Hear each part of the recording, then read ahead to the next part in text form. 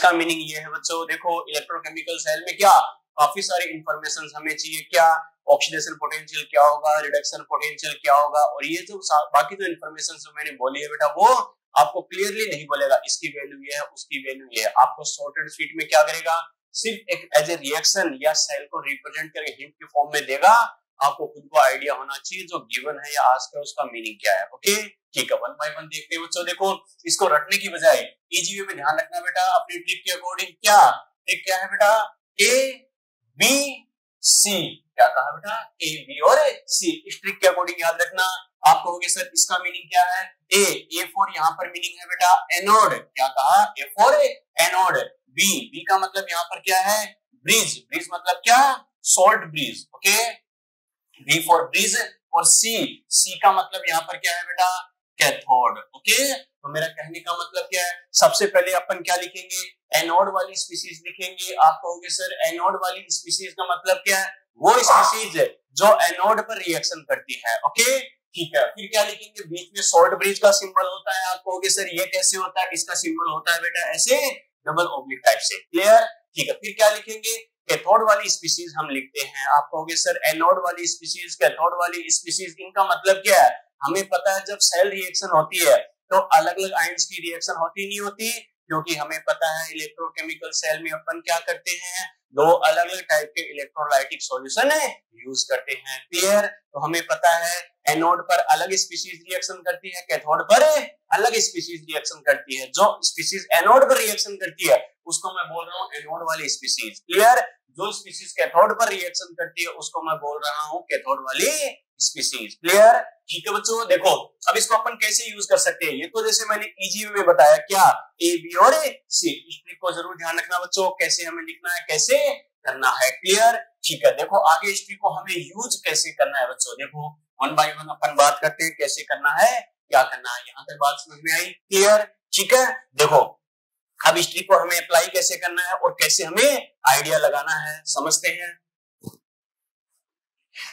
चलो तो अपन ने क्या कहा, सबसे पहले मैं क्या लिखूंगा बेटा, एनोड वाली स्पीसीज, तो मैं क्या लिख रहा हूँ एनोड, ठीक है, एनोड, फिर डबल ऑब्लिक, फिर मैं क्या लिख रहा हूँ बच्चों, कैथोड। क्यों लिख रहा हूँ, ध्यान है ना, ए बी और सी के अकॉर्डिंग, क्लियर। हमें पता है एनोड, एनोड पर क्या होता है रे, ऑक्सीडेशन होता है, क्या होता है एनोड पर, ऑक्सीडेशन यानी ऑक्सीकरण, और कैथोड, कैथोड पर हमें पता है बच्चों क्या होता है, रिडक्शन, रिडक्शन मतलब अपचयन, क्लियर।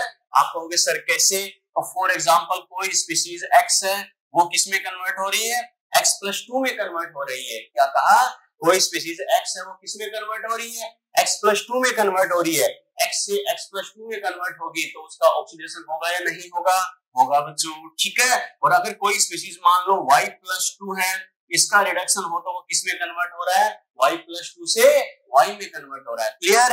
अरे सीधी सी बात है, x से x+2 में कैसे कन्वर्ट होगा, इसको मैं और एज ए रिएक्शन कैसे लिख सकता हूँ, कोई स्पीसीज x थी वो क्या हो रहा है, x+2 में कन्वर्ट हो रहा है, और x+2 में कन्वर्ट होने के लिए क्या करेगा, ये 2 इलेक्ट्रॉन डोनेट करेगा, लॉस करेगा, और इलेक्ट्रॉन का लॉस होना यही तो क्या होता है बच्चों, ऑक्सीडेशन, क्लियर, ठीक है। इसकी हम बात करें, जैसे कोई स्पीसीज y+2 की फॉर्म में थी, अगर इसका रिडक्शन होगा तो ये क्या करेगा, इलेक्ट्रॉन गेन करेगा, और इलेक्ट्रॉन गेन करके y+2 से क्या बना लेगा, y बना लेगा, समझ में आ गया, यस और नो, क्लियर। ये तो मैंने जैसे इसे एनोड कैथोड की फॉर्म में, स्पीसीज की फॉर्म में लिखा है, क्लियर। अब रियल एग्जांपल लेके देखते हैं बेटा, हमें सेल के फॉर्म में कैसे रिप्रेजेंट करना है, कैसे दर्शाना है, कैसे। फॉर एग्जांपल समझना इस बात को, जैसे मैं ये लिख रहा हूँ Zn solid plus CuSO4 aqueous, clear. इसकी रिएक्शन हो तो ये मान लो बनाता है जैसे ZnSO4 एक्वास प्लस बना रहा है Cu सॉलिड, क्लियर, बात समझ में आ रही है। ये हमने समझने के लिए कोई रिएक्शन ली है बेटा। अब देखते हैं इसको सेल की फॉर्म में कैसे रिप्रेजेंट करेंगे, कैसे करना है। सबसे पहले ये देखो एनोड और कैथोड पर रिएक्शन कौन करेगा, ओके।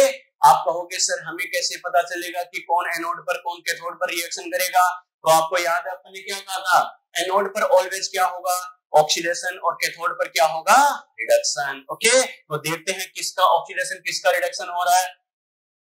रेडॉक्स रिएक्शन में एक एक चीज अपने डिस्कस करी है। जिंक यहाँ पर फ्री फॉर्म में है तो चार्ज कितना हो गया, 0, क्लियर, ठीक है। सल्फेट पर क्या होता है, -2, तो इस Cu पर चार्ज कितना है बेटा, +2 क्लियर। सल्फेट पर कितना -2, तो इस Zn पर कितना है +2, इस Cu पर कितना है 0 क्लियर। तो बात करें जिंक की, अगर हम बात करें तो Zn देखो बेटा 0 से किस में जा रहा है +2 में जा रहा है, 0 से +2 में जा रहा है, मतलब इसका क्या हो रहा है ऑक्सीडेशन, यस और नो, ठीक है। और Cu की मैं बात करूं तो Cu क्या हो रहा है देखो +2 से किस में जा रहा है 0 में, इसका मतलब इसका क्या हो रहा है बच्चों, इसका हो रहा है रिडक्शन क्लियर, ठीक है। अरे +2 से 0 में जाना, चार्ज डिक्रीज हो रहा है नहीं हो रहा, तो रिडक्शन, यहाँ पर चार्ज इंक्रीज हो रहा है तो ऑक्सीडेशन। अब हमें पता है जिसका ऑक्सीडेशन होता है वो किस पर रिएक्शन करता है रे एनोड पर, और जिसका रिडक्शन होता है बेटा वो किस पर रिएक्शन करेगा कैथोड पर करेगा क्लियर, ठीक है। तो एज ए सेल हम इसको कैसे लिख सकते हैं देखो, सबसे पहले क्या लिखना है एनोड वाली स्पीशीज को लिखना है। एनोड वाली स्पीशीज को हम कैसे लिखेंगे Zn सॉलिड, Zn सॉलिड किसमें कन्वर्ट हो रहा है ZnSO4 एक्वस फॉर्म में क्लियर। इसको आप ऐसे भी लिख सकते हो ओनली क्या लिखेंगे Zn+2 एक्वस, ऐसे भी लिख के ले सकता है क्लियर। ये तो मैंने एनोड वाली स्पीशीज लिखी है, फिर क्या लिखेंगे ये है बच्चों ब्रिज का सिंबल क्लियर, ठीक है। फिर क्या लिखेंगे ABC, ए को लिख दिया यानी एनोड पर जो रिएक्शन कर रहा था उसको लिख दिया, ये इससे इसमें कन्वर्ट हो रहा है क्लियर। बी फॉर ब्रिज, अब क्या लिखेंगे cathode, C for cathode, cathode पर कौन कन्वर्ट हो रहा था रे CuSO4 एक्वस, ये किसमें कन्वर्ट हो रहा है Cu सॉलिड में कन्वर्ट होता है क्लियर। और CuSO4 एक्वस को ऐसे भी लिख के दे सकता है Cu+2 एक्वस, क्योंकि रिएक्शन तो किसकी होगी Cu+2 की होगी, समझ में आया बच्चों क्लियर। तो कहने का मतलब क्या, हमें कोई रिएक्शन लिख के दे रखी हो तो उसको सेल की फॉर्म में कैसे रिप्रेजेंट करना है, या फिर सेल की फॉर्म में रिप्रेजेंट करके दे रखा हो तो उसको एज ए रिएक्शन हम कैसे लिख सकते हैं, समझ में आ गया क्लियर, यस और नो, नोट करो बेटा फटाफट।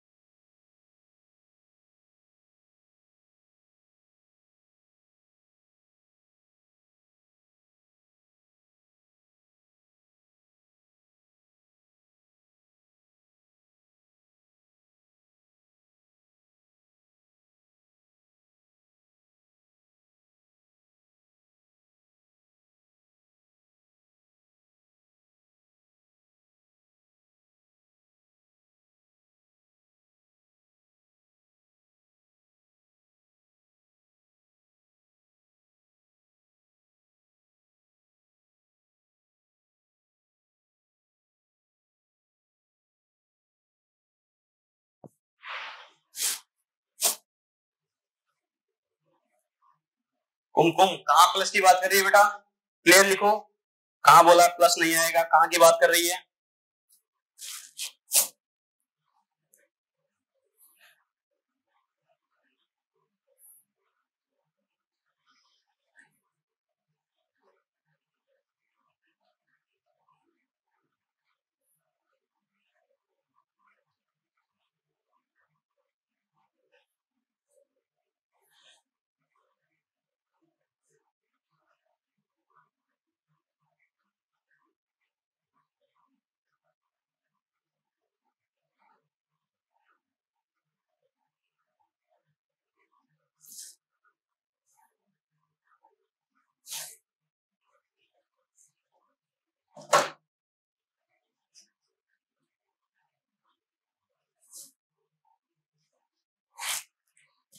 बिल्कुल बेटा, ये अपने बात की जैसे Cu+ बिल्कुल यहाँ पे बात करेंगे ओब्लिक आएगा बेटा, बिल्कुल Cu+4 से Cu में कन्वर्ट होगा बिल्कुल,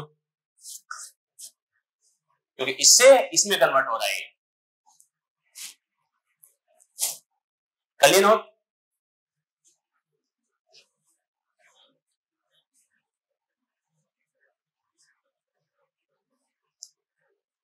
कर लिए क्या,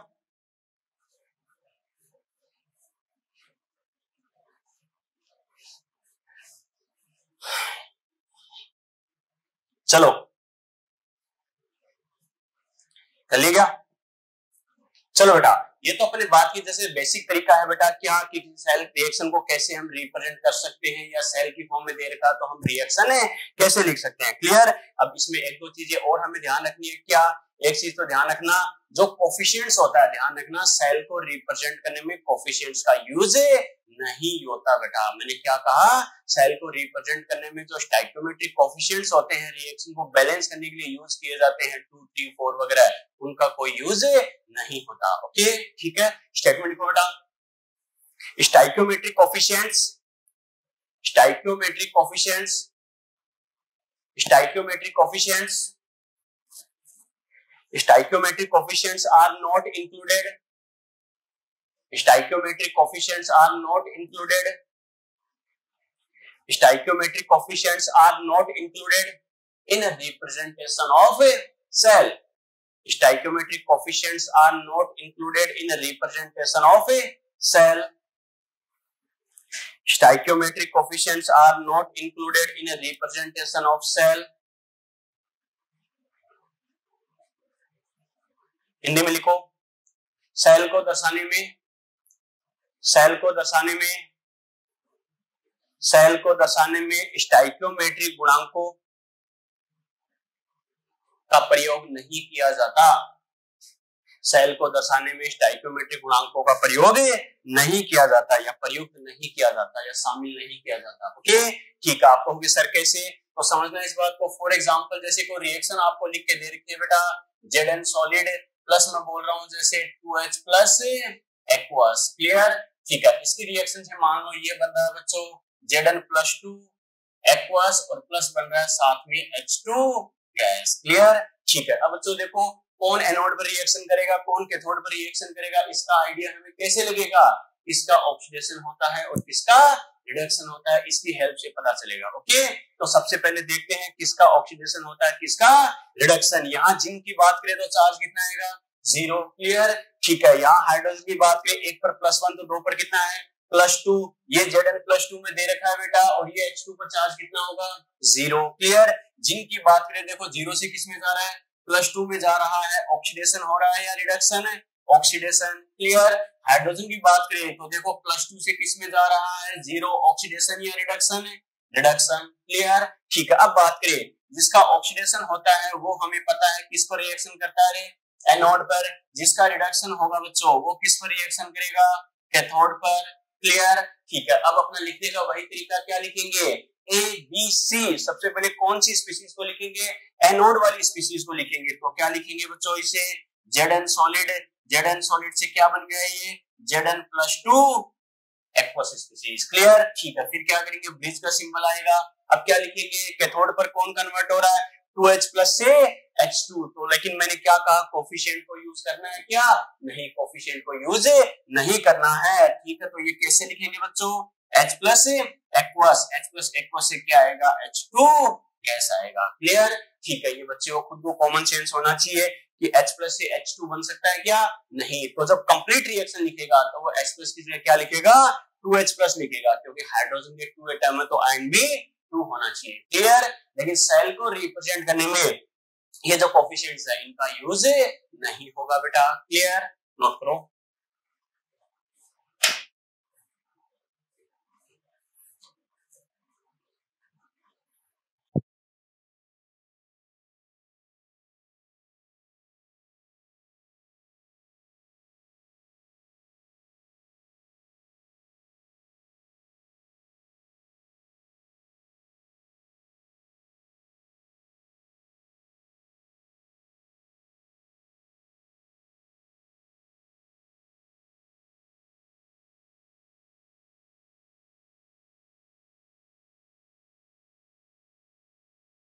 चलिए चलो चलो आगे बात करते हैं।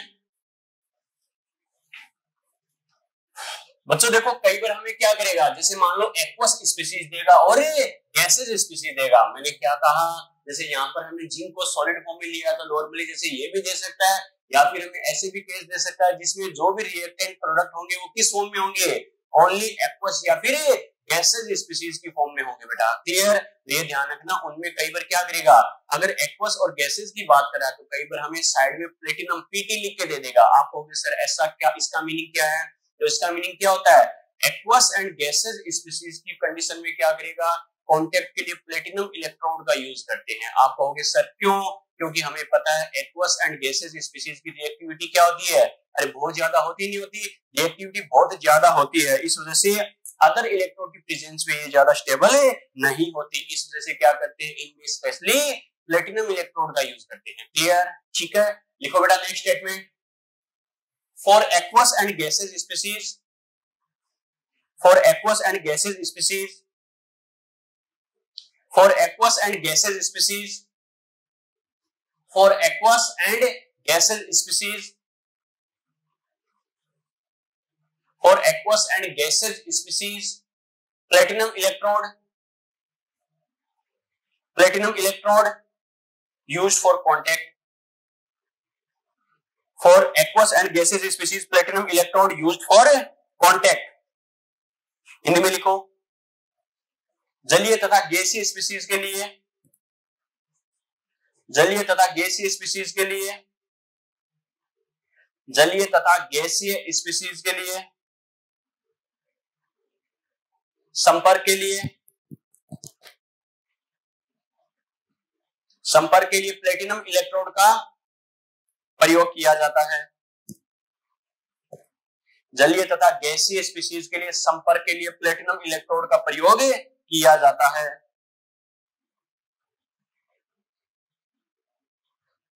संपर्क के लिए प्लेटिनम इलेक्ट्रोड का प्रयोग किया जाता है। लिख लिया बच्चों? लिख लिया क्या? चलो बेटा देखो फॉर एग्जांपल इस बात को समझते हैं कैसे। इसमें क्या बोला है, सबसे पहले कोई ऐसी रिएक्शन लेते हैं जिसके अकॉर्डिंग जो हमने बोला है वो उसमें इंक्लूड हो। ओके, कैसे? जैसे अपन रिएक्शन ये लिखे, मैंने लिखा है H2 गैस प्लस मैं लिख रहा हूं बेटा Cl2 गैस। क्लियर? जब इनकी रिएक्शन होती है तो मान लो क्या बनेगा, इससे बन रहा है 2H प्लस एक्वस और ये क्या बन रहा है बच्चों 2Cl माइनस एक्वस। क्लियर? सीधी सी बात है, चाहे ऑक्सीडेशन हो चाहे रिडक्शन हो, या तो चार्ज क्या होता है इंक्रीज होता है या चार्ज डिक्रीज होता है। जैसे हमें पता है ऑक्सीडेशन, ऑक्सीकरण होता है तो चार्ज क्या होता है इंक्रीज होता है, तो एक का ऑक्सीडेशन होता है तो एक का चार्ज इंक्रीज होगा, और रिडक्शन में चार्ज डिक्रीज होता है तो दूसरे का चार्ज डिक्रीज होगा बेटा। ओके ठीक है, तो देखते हैं बच्चों कौन एनोड पर जाएगा कौन कैथोड पर जाएगा। सबसे पहले अगर अपन बात करें, जैसे इसकी बात करें, यहाँ पर चार्ज कितना होगा 0। ठीक है, क्योंकि फ्री फॉर्म में है, यहाँ पर चार्ज कितना 0। ये देखो +1 और -1। क्लियर? तो एनोड पर कौन रिएक्शन करेगा, कैथोड पर कौन रिएक्शन करेगा, इसके अकॉर्डिंग अगर हम बात करें तो देखो ये 0 से किसमें जा रहा है +1, 0 से +1 में कन्वर्ट हो रहा है। इसका मतलब इसका क्या हो रहा है ऑक्सीडेशन। क्लियर? ये 0 से किसमें कन्वर्ट हो रहा है ये -1 में, इसका मतलब इसका क्या हो रहा है बच्चों रिडक्शन। क्लियर? ठीक है, जिसका ऑक्सीडेशन होता है हमें पता है वो किस पर रिएक्शन करेगा रे एनोड पर। क्लियर? जिसका रिडक्शन होता है वो किस पर रिएक्शन करेगा कैथोड पर। क्लियर? ठीक है, अब सेल के फॉर्म में इसे कैसे रिप्रेजेंट करते हैं, वही अपना तरीका ABC। तो कैसे करेंगे बच्चों, देखो एक ही अगर मैं बात करूं तो देखो एनोड पर कौन किसमें कन्वर्ट होगा H2 गैस, H2 गैस से किसमें कन्वर्ट होगा बेटा H प्लस एक्वस। हमें पता है हाइड्रोजन H2 किसमें जा रहा है H प्लस। इस 2 को यूज करेंगे क्या, नहीं, अभी अपन ने यही कहा है क्या कि कोफिशिएंट को यूज नहीं करना है। ठीक है, फिर क्या आएगा ब्रिज का सिंबल आएगा। अब देखो क्लोरीन की बात करिए तो क्लोरीन को यहाँ पर कैसे लिखते हैं बेटा Cl माइनस एक्वस, इससे क्या होगा Cl2 गैस। क्लियर? पहली बात तो बच्चे के दिमाग में है सर जब ये Cl2 से Cl माइनस में कन्वर्ट हो रहा है तो आपने Cl माइनस से Cl2 क्यों लिखा है, ये इसलिए लिखा है बेटा, ध्यान रखना एक्वस स्पीशीज को हमेशा अंदर की साइड रखा गया। तो बात समझ में आई क्या, मैंने क्या लिखा आयन की फॉर्म में होगा एक्वस होगा, उसको जनरली क्या करेगा अंदर की तरफ लिखेगा बेटा। क्लियर? लेकिन कंफ्यूज नहीं होना है क्या कि ये -1 से मान लो 0 में कन्वर्ट हो जाए, मतलब ऑक्सीडेशन हो रहा है, ऑक्सीडेशन हो रहा है तो क्या होगा, ये एनोड पर रिएक्शन करेगा क्या, नहीं।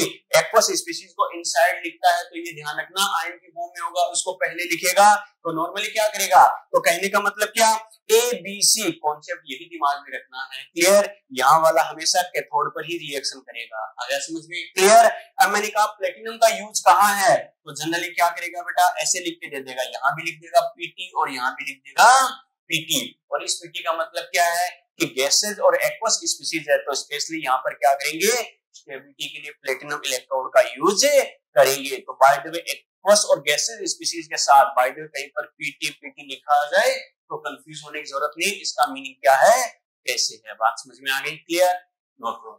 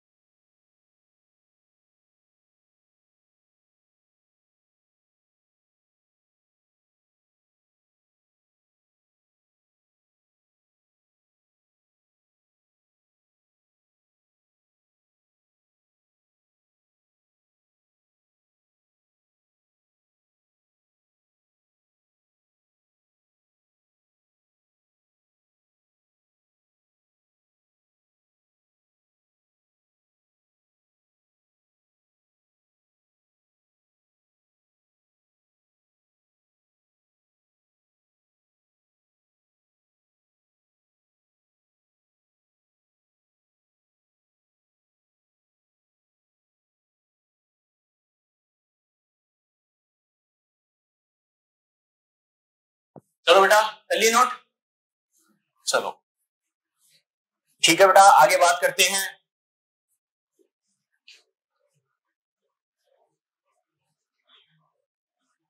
ये तो हमने बेसिकली बात की सेल को कैसे रिप्रेजेंट करना है, और जो कुछ हमें इनडायरेक्टली लिख के दे रखा हो तो उसका आइडिया हमें कैसे लगाना है कि किसका मीनिंग क्या होगा, कैसे करना है, क्लियर। यहां तक बात समझ में आई बेटा, क्लियर। आगे बात करते हैं, हेडिंग लिखो बेटा, electrode potential,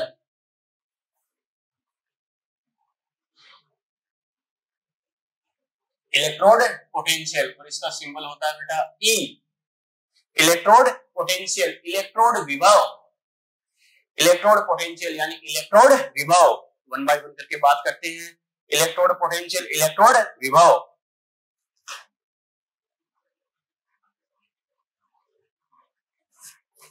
electrode potential, electrode विभव।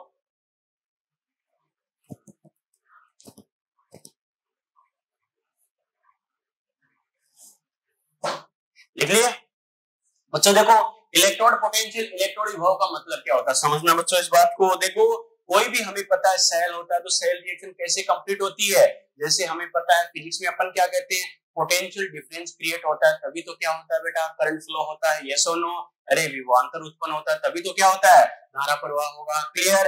अगर सेल क्या करता है, करंट फ्लो करता है, धारा प्रवाह करता है, तो उसमें भी क्या होता है, पोटेंशियल डिफरेंस जरूरी है या नहीं है बेटा, ठीक है। और वो पोटेंशियल डिफरेंस होता है उसको बोलते हैं इलेक्ट्रोड पोटेंशियल, लेकिन किसके बीच में, इलेक्ट्रोड और उसके सॉल्यूशन के बीच में, क्लियर, ठीक है। ये जैसे इलेक्ट्रोलाइटिक सॉल्यूशन है, इसमें इलेक्ट्रोड को डुबाए रखा गया है बेटा, तो क्या होगा, इस जो सॉल्यूशन आपने लिया है और इलेक्ट्रोड है, इन दोनों के बीच में जो पोटेंशियल डिफरेंस क्रिएट होता है, डेवलप होता है, उसको बोलते हैं इलेक्ट्रोड पोटेंशियल, क्लियर, बात समझ में आ गई। तो क्या कहेंगे, the developed potential difference between electrode and it's solution is called electrode potential, यानी इलेक्ट्रोड तथा उसके विलयन के बीच में उत्पन्न जो क्या होता है, विभवांतर होता है बेटा, उसको क्या बोलते हैं, विभव होता है, उसको बोलते हैं इलेक्ट्रोड विभव, clear.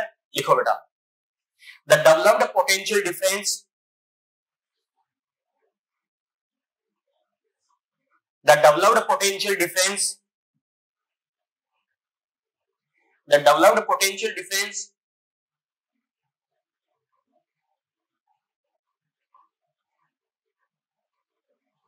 the developed potential difference the developed potential difference between electrode and its solution, the developed potential difference between electrode and its solution The developed potential difference between electrode and its solution. The developed potential difference between electrode and its solution. The developed potential difference between electrode and its solution is called electrode potential. Is called electrode potential.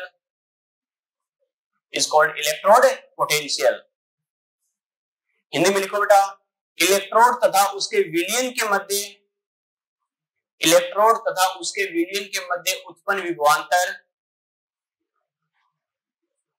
Electrode तथा उसके विलयन के मध्य उत्पन्न विभवांतर, electrode तथा उसके विलयन के मध्य उत्पन्न विभवांतर, इलेक्ट्रोड तथा उसके विलयन के मध्य उत्पन्न विभवांतर इलेक्ट्रोड विभव कहलाता है। इलेक्ट्रोड तथा उसके विलयन के मध्य उत्पन्न विभवांतर इलेक्ट्रोड विभव कहलाता है। लिख लिए? क्लियर? ठीक है बेटा, बात करते हैं बच्चों, देखो कैसे करना, क्या करना। अब बच्चे के दिमाग में कि सर इलेक्ट्रोड तथा उसके विलयन यानी इलेक्ट्रोड एंड इट्स सॉल्यूशन, तो इलेक्ट्रोड तो सर दो टाइप के होते हैं। बिल्कुल बेटा, दो टाइप के होते हैं। कौन सा? Anode and cathode. तो उनके बेसिस पे इलेक्ट्रोड विभव भी दो टाइप का हो सकता है। ओके, कैसे बेटा समझना इस बात को, हमें पता है जैसे हम बात करते हैं इलेक्ट्रोड की, ठीक है, इलेक्ट्रोड हमें पता है कितने टाइप का होता है, दो टाइप का। एक हमें पता है क्या होता है, एनोड, ठीक है, दूसरा क्या होता है बेटा, दूसरा होता है कैथोड। क्लियर? ठीक है, एनोड, एनोड पर हमें पता है क्या होता है, ऑक्सीडेशन, ठीक है, एनोड पर क्या होता है बच्चों, ऑक्सीडेशन, एंड कैथोड पर क्या होता है, रिडक्शन। क्लियर? ठीक है, एनोड पर जो ऑक्सीडेशन होता है उसकी वजह से जो पोटेंशियल डिफरेंस क्रिएट होगा उसको बोलते हैं बेटा ऑक्सीडेशन पोटेंशियल। मैंने क्या कहा, एनोड पर जो ऑक्सीडेशन होता है उसकी वजह से क्या होगा, जो पोटेंशियल डिफरेंस क्रिएट होता है उसको बोलते हैं ऑक्सीडेशन पोटेंशियल। क्लियर? ठीक है, और जो कैथोड पर रिडक्शन होता है उसकी वजह से जो पोटेंशियल डिफरेंस क्रिएट होता है इसको क्या बोला जाता है बेटा, रिडक्शन पोटेंशियल। क्या कहा, समझ में आया? यस और no?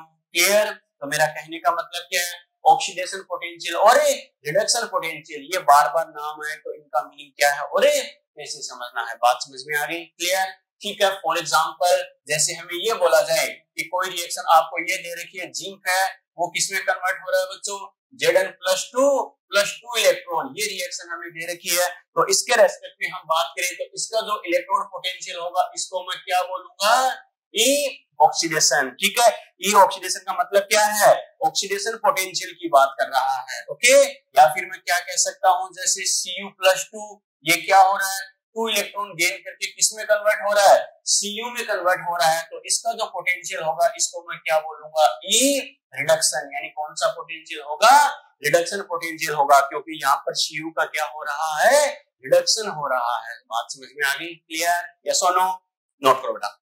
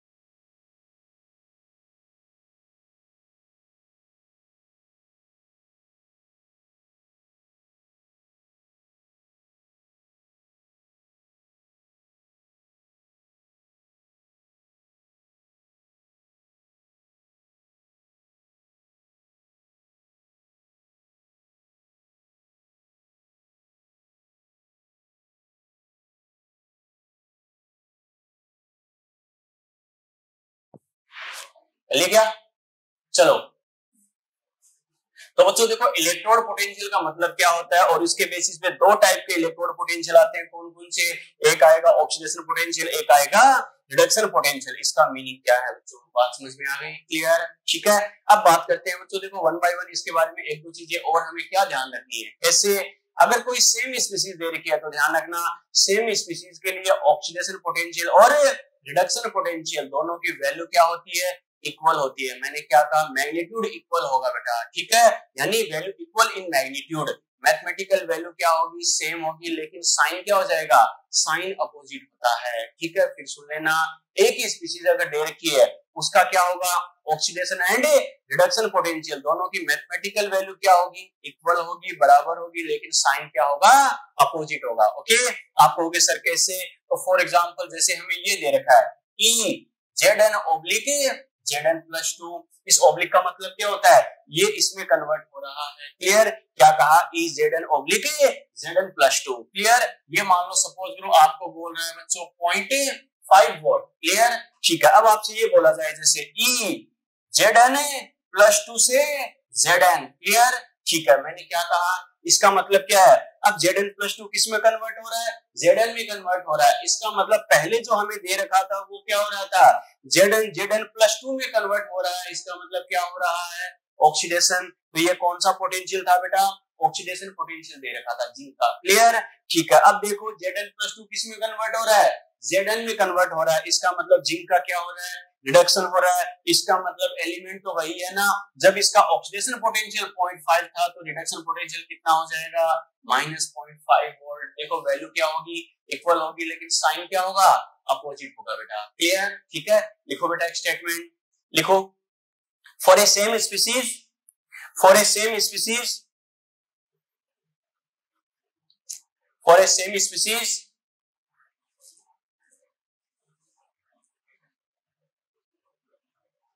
for a same species, the oxidation and reduction potential, for a same species, the oxidation and reduction potential,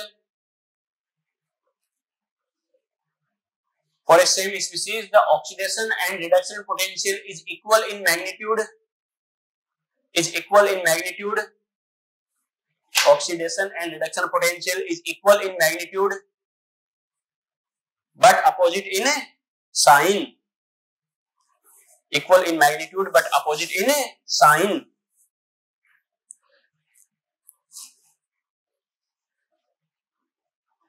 For a same species, the oxidation and reduction potential equal in magnitude but opposite in sign. Hindi में लिखो, एक ही species के लिए, एक ही species के लिए ऑक्सीकरण तथा अपचयन विभव, एक ही स्पीसीज के लिए ऑक्सीकरण तथा अपचयन विभव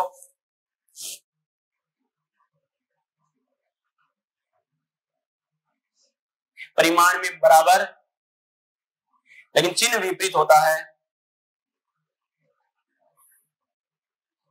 लेकिन चिन्ह विपरीत होता है।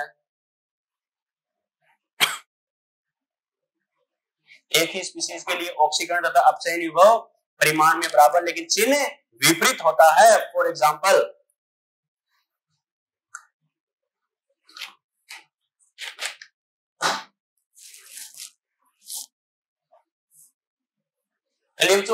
चलो अब एक दो चीजें और ध्यान रखना, जैसे सीधा थ्योरेटिकल क्वेश्चन बेटा कई बार पूछा गया है क्या, कि इलेक्ट्रोड पोटेंशियल जो होता है, इलेक्ट्रोड विभव होता है, इसका मान किस पर डिपेंड करता है। तो ध्यान रखना इसके 3 फैक्टर होते हैं, कौन कौन से, एक तो नेचर ऑफ इलेक्ट्रोड, क्लियर, कौन से सबस्टेंस का इलेक्ट्रोड बना है, सभी का पोटेंशियल क्या होता है, अलग अलग होता है बेटा, clear.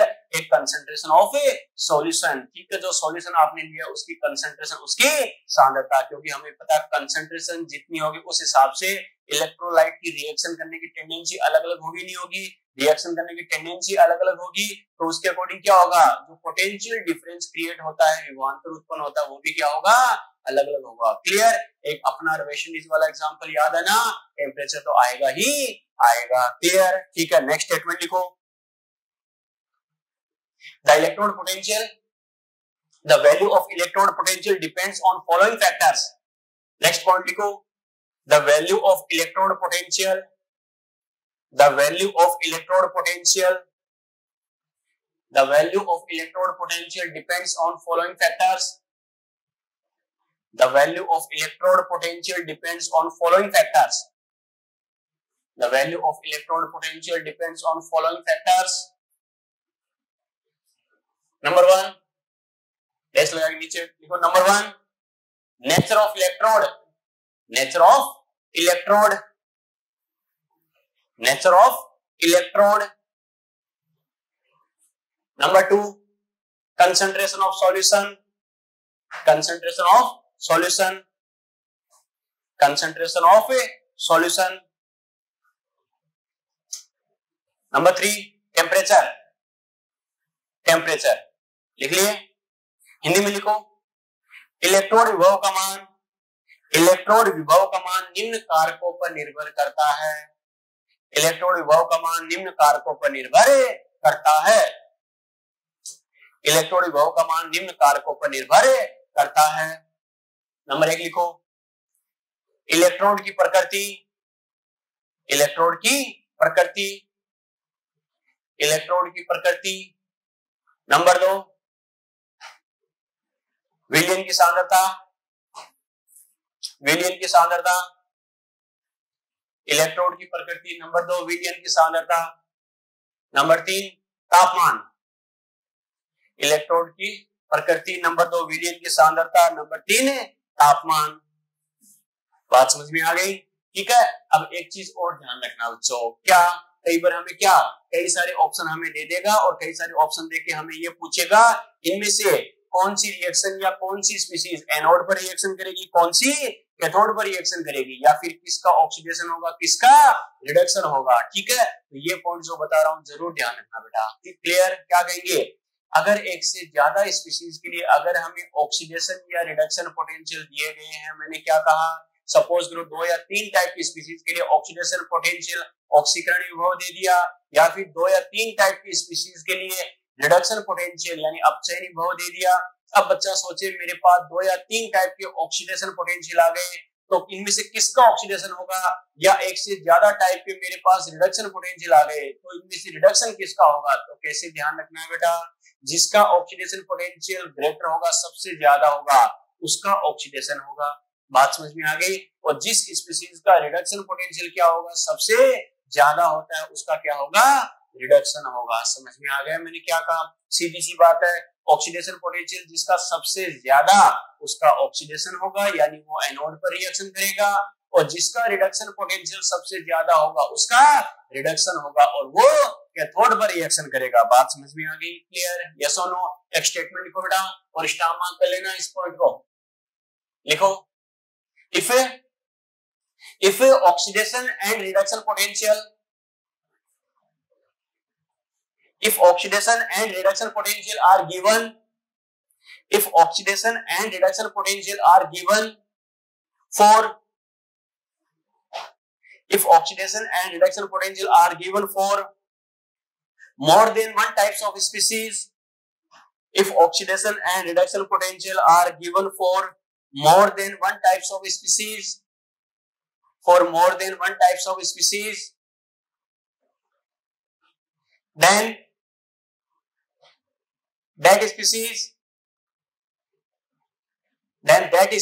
will oxidize, then that species will oxidize or react at anode, then that species will oxidize or react at anode, oxidise होगी या एनोड पर रिएक्ट करेगी, दोनों बोल सकते हैं। दैट स्पीशीज विल ऑक्सीडाइज और react at anode for which oxidation potential is greater, for which oxidation potential is greater, for which oxidation potential is greater, and that species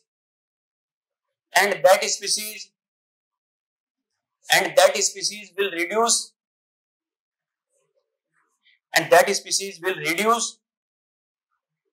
or react at cathode, or react at cathode,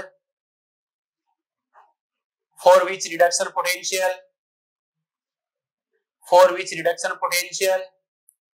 is greater, for which reduction potential is greater। लिख लिया बच्चों, repeat कर रहा हूं, फिर से सुन लेना। If oxidation and reduction potential are given for more than one types of species, then that species will oxidize or react at anode for which oxidation potential is greater, and that species will reduce or react at cathode for which reduction potential is greater. बात समझ में आ गई? Clear? ठीक है बच्चों। आप कहोगे sir कैसे? तो बच्चों देखो फॉर एग्जांपल जैसे मान लो मैं कई सारी रिएक्शंस यहाँ पर लिख रहा हूँ, समझना बेटा फिर नोट करना बच्चों। सपोज जैसे आपसे बोला गया ए से A+2 या फिर बोला गया जैसे B से B-3, ठीक है, या फिर जैसे बोला गया C से C+4 या फिर जैसे बोला गया D+2 से क्या बन रहा है? D बन रहा है बेटा, ठीक है। अब मान लो आपको कई सारे पोटेंशियल यहाँ पर दे रखे हैं, जैसे मान लो इसके लिए E आपको बोला गया 0.1 वोल्ट है, क्लियर। इसके लिए बोला गया E जैसे 0.2 वोल्ट है, क्लियर। इसके लिए जैसे बोला गया है E इक्वल टू सपोज जैसे 0.5 वोल्ट है और इसके लिए E बोल रहा है जैसे -0.6 वोल्ट है। बात समझ में आ गई? क्लियर। बस आपसे ये बोला गया इनका पोटेंशियल ये है। पहली बात तो आपको खुद आइडिया लगाना है कि हमें कई सारे पोटेंशियल जो दे रखे हैं उनमें से ऑक्सीडेशन पोटेंशियल कौन सा है और रिडक्शन पोटेंशियल कौन सा है, क्लियर। देख सकते हैं यहाँ पर ए से यानी 0 से +2 में जा रहा है, इसका मतलब इसका ऑक्सीडेशन हो रहा है, मतलब ये ऑक्सीडेशन पोटेंशियल है, क्लियर। ठीक है बच्चों। यहाँ देखो 0 से किस में जा रहा है? -3, मतलब मुझे ये जो पोटेंशियल दे रखा है मतलब ये कौन सा है? Reduction potential, clear. ये 0 से किस में जा रहा है? +4 में। 0 से +4 यानी फिर से यहाँ पर क्या हो रहा है? ऑक्सीडेशन। तो ये पोटेंशियल कौन सा है? ऑक्सीडेशन पोटेंशियल है, क्लियर। ठीक है। ये देखो +2 से किस में जा रहा है? 0 में जा रहा है, रिडक्शन हो रहा है, मतलब ये कौन सा पोटेंशियल है? Reduction potential. इसका मतलब मुझे जो ऑप्शंस दे रखे थे उसमें मेरे पास दो वैल्यू किसकी है? ऑक्सीडेशन पोटेंशियल की। दो वैल्यू किसकी है बेटा? रिडक्शन पोटेंशियल की। लेकिन हमें पता है रिएक्शन तो एक ही करेगा। अरे ऑक्सीडेशन हमेशा एनोड पर होगा, रिडक्शन हमेशा कैथोड पर होगा। इसका मतलब जिनका ऑक्सीडेशन होगा वो एनोड पर रिएक्शन करेगा, लेकिन दोनों में से रिएक्शन तो एक ही कर सकता है। जो रिएक्शन करने के लिए मोस्ट सुटेबल होगा, सबसे बेटर होगा, वो रिएक्शन करेगा। दो के लिए रिडक्शन पोटेंशियल दे रखा है, मतलब ये कैथोड पर रिएक्शन करेंगे, लेकिन दोनों में रिएक्शन कौन करेगा? जो सबसे बेटर होगा, क्लियर। और सबसे बेटर कौन है? यानी दो ऑप्शन में से कौन रिएक्शन करेगा? इसका आइडिया हमें कैसे लगाना है? जिसका ऑक्सीडेशन पोटेंशियल सबसे ज्यादा है वो ऑक्सीडाइज होगा, यानी एनोड पर रिएक्शन करेगा। ओके, तो देखते हैं बेटा पहले का देखो फर्स्ट एंड थर्ड की बात करा। फर्स्ट के लिए ऑक्सीडेशन पोटेंशियल कितना है? 0.1 और ये कितना है बेटा? 0.5। इसका मतलब ज्यादा किसके लिए है? थर्ड के लिए। इसका मतलब है सी क्या करेगा? C इक्वल टू ऑक्सीडाइज, ठीक है। C क्या होगा? ऑक्सीडाइज होगा। ऑक्सीडाइज होगा मतलब मैं क्या लिख सकता हूँ? रिएक्ट एट एनोड, यानी एनोड पर रिएक्शन करेगा, क्लियर। ठीक है। अब बात करें बच्चों, देखो कैथोड पर कौन रिएक्शन करेगा?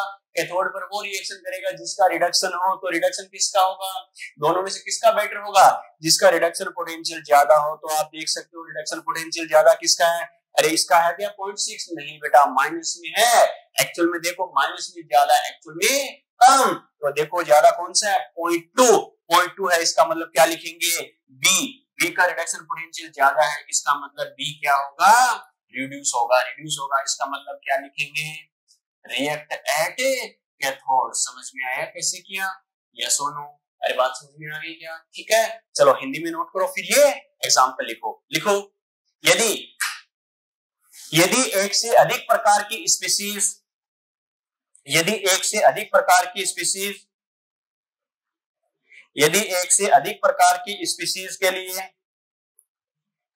ऑक्सीकरण तथा अपचयन विभव दिए गए हो, यदि एक से अधिक प्रकार की स्पीशीज के लिए ऑक्सीकरण तथा अपचयन विभव दिए गए हो, तो वह स्पीशीज ऑक्सीकृत होती है या एनोड पर अभिक्रिया करती है जिसका ऑक्सीकरण विभव अधिक हो तथा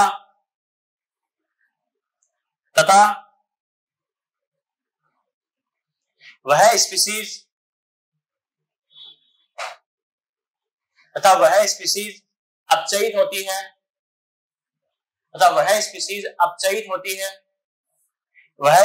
अपचयित होती है या कैथोड पर अभिक्रिया करती है जिसका अपचयन विभव अधिक हो। रिपीट कर रहा हूं बेटा, फिर से सुन लेना। यदि एक से अधिक प्रकार की स्पीसीज के लिए ऑक्सीकरण या अपचयन विभव दिए गए हो तो वह स्पीसीज ऑक्सीकृत होती है या एनोड पर क्रिया करती है जिसका ऑक्सीकरण विभव अधिक हो, तथा वह स्पीसीज अपचयित होती है या कैथोड पर अभिक्रिया करती है जिसका अपचयन विभव अधिक हो। क्लियर? बात समझ में आई बेटा? नोट करो फटाफट।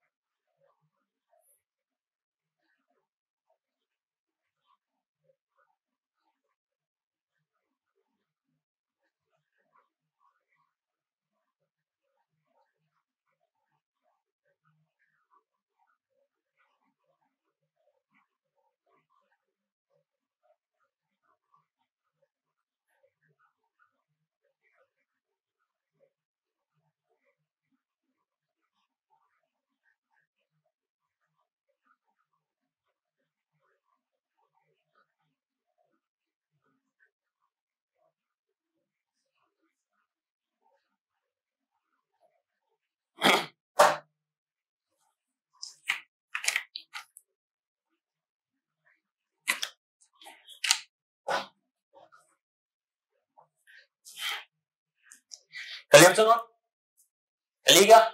ठीक है, हिंदी में लिख सकते हो बेटा। यहाँ पर जैसे सी के लिए मैंने क्या लिखा है, ऑक्सीडाइज यानी ऑक्सीकृत, ऑक्सीकृत एनोड पर क्रिया करता है। ठीक है, इस पर क्या लिखेंगे, रिड्यूस यानी अपचयित, अपचयित मतलब क्या करेंगे, कैथोड पर अभिक्रिया।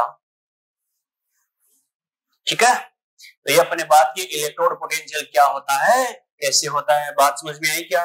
क्लियर? चलो बेटा आगे बात करते हैं। लिखो हेडिंग नेक्स्ट, लिखो standard, standard electrode potential, standard electrode potential T not, मानक इलेक्ट्रोड विभव, मानक इलेक्ट्रोड विभव, मानक इलेक्ट्रोड विभव, मानक इलेक्ट्रोड विभव, मानक इलेक्ट्रोड विभव। क्लियर? सबसे पहली बात तो बच्चों देखो, इलेक्ट्रोड विभव, इलेक्ट्रोड पोटेंशियल था, इसके साथ मैंने वर्ड क्या लगा दिया, स्टैंडर्ड इलेक्ट्रोड, यानी स्टैंडर्ड वर्ड लगा दिया तो बोलेंगे स्टैंडर्ड इलेक्ट्रोड पोटेंशियल। ठीक है, इलेक्ट्रोड विभव के साथ क्या लगा दिया, मानक इलेक्ट्रोड विभव। इलेक्ट्रोड पोटेंशियल का सिंबल क्या था बेटा, E, लेकिन स्टैंडर्ड इलेक्ट्रोड पोटेंशियल के लिए क्या बोला है, E नॉट। ठीक है, ये नॉट का सिंबल होता है, ध्यान रखना। पूरी थर्मोडायनेमिक्स तो भरी पड़ी बेटा, इसके बाद नेक्स्ट चैप्टर अपन वही पढ़ेंगे। नॉट नॉट नॉट नॉट, इसका मतलब भी क्या होता है, ये स्टैंडर्ड कंडीशन के लिए यूज होता है। क्लियर? यानी किसी भी प्रॉपर्टी का मेजरमेंट, मापन अगर आप स्टैंडर्ड कंडीशन में कर रहे हो तो इसके साथ क्या होता है, नॉट का सिंबल यूज होता है। इसका मतलब आपने उसका मेजरमेंट स्टैंडर्ड कंडीशन में किया है। क्लियर? अब आपको सर ये कौन सी कंडीशन लॉन्च हो गई, स्टैंडर्ड कंडीशन का बाकी कुछ खास नहीं बेटा, सिंपल सी बात है। टेम्परेचर कितना होना चाहिए, 25 डिग्री सेल्सियस। ठीक है, और प्रेशर कितना होना चाहिए, 1 atm, एंड कंसेंट्रेशन कितनी होनी चाहिए, 1 मोल पर लीटर। काम खत्म। कहने का मतलब क्या है, अगर इलेक्ट्रोड पोटेंशियल का मेजरमेंट आपने स्टैंडर्ड कंडीशन में किया है, यानी इस टेम्परेचर, प्रेशर और कंसेंट्रेशन पर किया है, तो उस इलेक्ट्रोड पोटेंशियल को अपन क्या बोलते हैं, स्टैंडर्ड इलेक्ट्रोड पोटेंशियल। बात समझ में आ गई? क्लियर? ठीक है बेटा, तो लिखो if electrode potential, if electrode potential is measured, if electrode potential is measured in standard conditions, if electrode potential is measured in standard conditions, if electrode potential is measured in standard conditions, if electrode potential is measured in standard conditions, bracket में लिखो बेटा standard condition कौन कौन सी है, इतना temperature, इतना pressure और इतनी concentration. If electrode potential is measured in standard conditions, then It is called standard electrode potential. Then it is called standard electrode potential.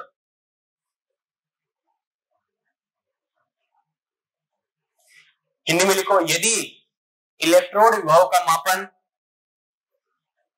यदि इलेक्ट्रोड विभव का मापन, यदि इलेक्ट्रोड विभव का मापन मानक परिस्थितियों में किया जाए, यदि इलेक्ट्रोड विभव का मापन मानक परिस्थितियों में किया जाए, यदि इलेक्ट्रोड विभव का मापन मानक परिस्थितियों में किया जाए,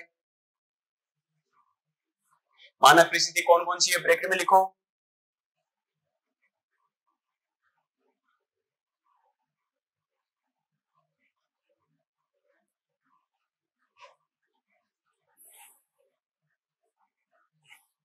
यदि इलेक्ट्रोड विभव का मापन मानक परिस्थितियों में किया जाए तो इसे मानक इलेक्ट्रोड विभव कहते हैं।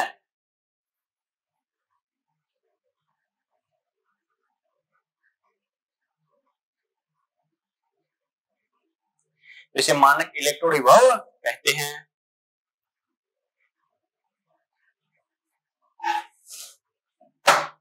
बात समझ में आ गई बेटा? क्लियर? यहां तक बात ठीक है? अब बच्चों देखो बात वही आ रही, इसमें भी क्या करेंगे, स्टैंडर्ड में भी दो आ जाएंगे, वही ऑक्सीडेशन और रिडक्शन के रेस्पेक्ट में। तो क्या करेंगे, अगर ऑक्सीडेशन की वजह से अगर अपन बात करें तो स्टैंडर्ड इलेक्ट्रोड पोटेंशियल को अपन क्या बोल देंगे, स्टैंडर्ड ऑक्सीडेशन पोटेंशियल। क्लियर? और अगर रिडक्शन के रेस्पेक्ट में बात करें तो अपन क्या बोल देंगे, स्टैंडर्ड रिडक्शन पोटेंशियल। यानी मैं क्या कह सकता हूं, the standard electrode potential due to oxidation is called standard oxidation potential and due to reduction is called standard reduction potential. यानी क्या करेंगे, अगर ऑक्सीडेशन अगर हो रहा है, ऑक्सीकरण की बात करें तो ऑक्सीकरण के रेस्पेक्ट में मानक इलेक्ट्रोड विभव को क्या कर देंगे, मानक ऑक्सीकरण विभव। क्लियर? और अपचयन के रेस्पेक्ट में बात करें तो क्या बोलेंगे, मानक अपचयन विभव। और इसके लिए सिंबल यूज किया जाता है बेटा SOP एंड SRP। बात समझ में आई क्या, SOP एंड SRP। इसका मतलब क्या है, SOP का मतलब क्या है, स्टैंडर्ड ऑक्सीडेशन पोटेंशियल, मानक ऑक्सीकरण विभव। क्लियर? SRP क्या है, स्टैंडर्ड रिडक्शन पोटेंशियल, मानक अपचयन विभव। क्लियर? ठीक है बेटा? और अपन क्या कहेंगे, एक ही स्पीशीज के लिए बात करें तो SOP और SRP में क्या रिलेशन होगा, एक ही स्पीशीज के लिए बात करें तो वही कॉन्सेप्ट है, SOP और SRP की वैल्यू क्या होगी, इक्वल होगी। लेकिन डिफरेंस क्या होगा, साइन क्या होना चाहिए, अपोजिट होना चाहिए। तो क्या लिख सकते हैं, SOP इक्वल टू क्या होगा, SRP। यानी बाकी तो सेम होगा, बस डिफरेंस क्या होगा, साइन अपोजिट हो जाएगा। बात समझ में आ गई? क्लियर? ठीक है? एक चीज और ध्यान रखना, अगर हमें जो इलेक्ट्रोड पोटेंशियल दे रखा है उसमें SOP है या SRP है, दोनों में से कौन सा है, इसके बारे में अगर कोई इंफॉर्मेशन नहीं हो, जानकारी नहीं हो, तो उसे क्या मान के करना है, SRP मान के करते हैं। ये ध्यान रखना बेटा। IUPAC जो नेमिंग होती है उसमें इलेक्ट्रोड पोटेंशियल को मेनली किसकी फॉर्म में मेजर करते हैं, SRP की फॉर्म में मेजर करते हैं। क्लियर? तो एक बात ध्यान रखना, जो आपको पोटेंशियल दे रखा है उसमें से कुछ भी इंफॉर्मेशन नहीं हो, बस डायरेक्टली आपको वैल्यू दे दी कि इसका पोटेंशियल ये है। अगर आपको कोई इंफॉर्मेशन दे रखी है या कोई हिंट दे रखा है, अगर ऑक्सीडेशन का हिंट दे रखा है तो मतलब ऑक्सीडेशन पोटेंशियल है, रिडक्शन का हिंट दे रखा है मतलब रिडक्शन पोटेंशियल है, लेकिन कुछ भी नहीं दे रखा, सिर्फ वैल्यू दे दी, मान लो 0.1 वोल्ट है, ये कौन सा मानो, कुछ नहीं बोल रहा, मतलब किसकी बात कर रहा है, वो SRP की बात कर रहा है। समझ में आ गया? क्लियर? ठीक है बेटा? चलो नेक्स्ट स्टेटमेंट लिखो, the standard electrode potential, the standard electrode potential, the standard electrode potential, the standard electrode potential due to oxidation, the standard electrode potential due to oxidation is called standard oxidation potential। क्या कहा, the standard electrode potential due to oxidation, the standard electrode potential due to oxidation is called standard oxidation potential। Bracket में लिखो SOP and due to reduction, and due to reduction is called standard reduction potential, and due to reduction is called standard reduction potential। Bracket में लिखो SRP, फिर से repeat कर रहा हूं बेटा, सुन लेना। The standard electrode potential due to oxidation is called standard oxidation potential यानी SOP, and due to reduction is called standard reduction potential यानी SRP। हिंदी में लिखो,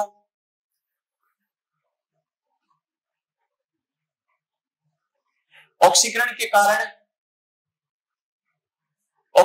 कारण मानक इलेक्ट्रोड विभव को, ऑक्सीकरण के कारण मानक इलेक्ट्रोड विभव को, मानक ऑक्सीकरण विभव, ऑक्सीकरण के कारण मानक इलेक्ट्रोड विभव को, मानक ऑक्सीकरण विभव यानी SOP, तथा अपचयन के कारण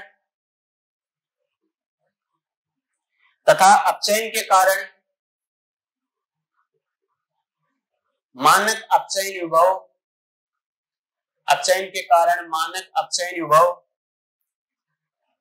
ब्रैकेट में लिखो SRP कहते हैं।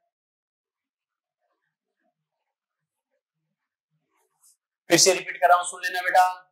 ऑक्सीकरण के कारण मानक इलेक्ट्रोड विभव को मानक ऑक्सीकरण विभव यानी SOP, तथा अपचयन के कारण मानक अपचयन विभव यानी SRP कहते हैं। लिख लिया? नेक्स्ट स्टेटमेंट लिखो,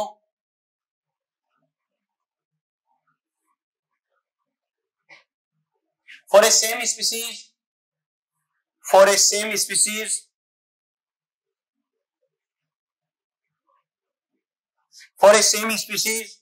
the value of SOP and SRP, for a same species the value of SOP and SRP is equal in magnitude,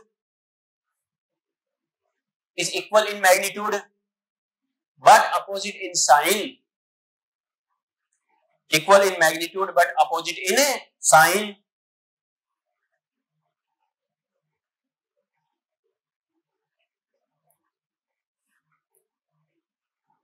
ठीक है, हिंदी में लिखो, एक ही स्पीसीज के लिए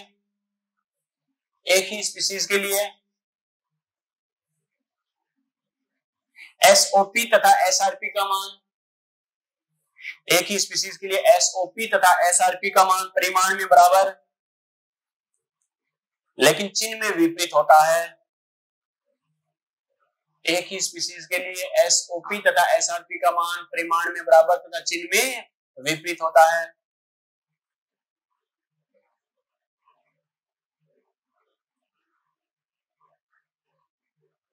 ठीक है, ये लिख लो शॉर्ट में, SOP इक्वल टू SRP और साइन माइनस का। ठीक है, नेक्स्ट स्टेटमेंट लिखो बेटा, जो हमें ध्यान रखना है, स्टॉप मार करके लिखना। If there are no information about SOP and SRP, if there are no information about SOP and SRP, then consider it SRP. If there are no information about SOP and SRP, then consider it SRP.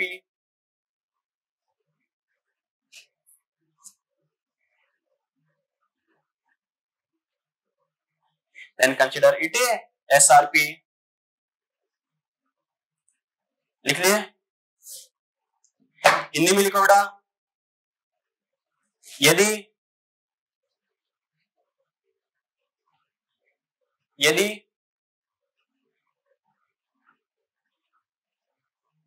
SOP तथा SRP के बारे में कोई जानकारी ना हो, यदि SOP तथा SRP के बारे में कोई जानकारी ना हो, यदि SOP तथा SRP के बारे में कोई जानकारी ना हो तो इसे SRP मानते हैं।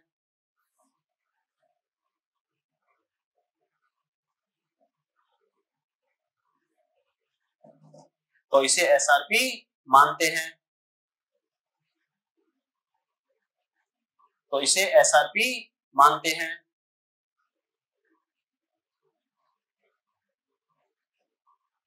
बात समझ में आ गई बेटा? चलो बेटा, तो ये अपने बात की है कैसे करना है। स्टैंडर्ड इलेक्ट्रोड पोटेंशियल की बात करें तो कैसे करना है, क्या करना, समझ में है यहाँ तक? क्लियर? यस और नो? ठीक है, एक एक डाउट्स अपन क्लियर करते जा रहे हैं। ध्यान रखना, जो जो हमें जरूरत है पड़ेगी जो क्लियर। ठीक है, और मैं नोट्स में ऐड जरूर करवा रहा हूँ कि खाली समझाना पर्पस नहीं है, तो आपके नोट्स में एक एक पॉइंट होना चाहिए जब भी रिवाइज करो, आइडिया हो कि हाँ ऐसा कुछ हमें बताया था। क्लियर? ठीक है, तो ये बात की हमें इलेक्ट्रोड पोटेंशियल की। आगे बात करते हैं बेटा, हेडिंग लिखो, सेल ईएमएफ, सेल ईएमएफ और सेल पोटेंशियल, सेल ईएमएफ और सेल पोटेंशियल, इसको बोलते हैं बेटा ई सेल, सेल पोटेंशियल और सेल ईएमएफ।